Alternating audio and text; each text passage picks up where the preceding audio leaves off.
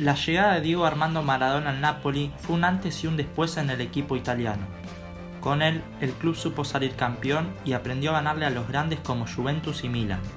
Pero desde que Maradona dejó la institución en 1991, al Napoli le costó mucho tiempo volver a ser un equipo competitivo y exitoso. Recién en el año 1997, el club volvió a ser protagonista tras perder la final de la Copa Italia contra el Vicenza y a la temporada siguiente, a causa de una muy mala campaña, descendió después de 33 años en primera. El equipo se mantuvo 2 años en la Serie B hasta que en el año 2000 logró volver a primera con jugadores como Massimo Odo y Luciano Galletti. El club estuvo un solo año en primera y en el 2004 desapareció por deudas. Con la llegada del productor cinematográfico Aurelio De Laurentiis, quien aportó 40 millones de euros y se adueñó del club, la institución se refundó con el nombre de Napoli Soccer.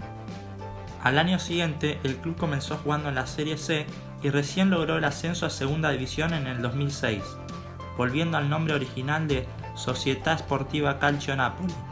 El 10 de junio de 2007 lograron finalmente volver a primera después de muchos años de sufrimiento.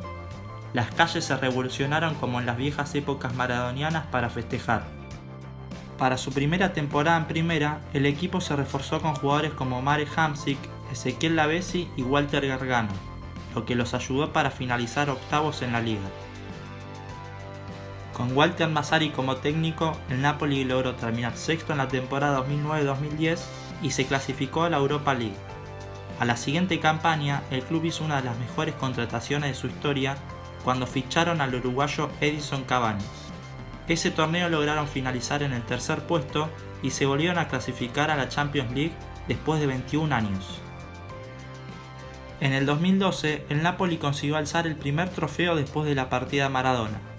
Logró ganar la Copa Italia por 2-0 contra la Juventus con goles de Edinson Cavani y Marek Hamsik.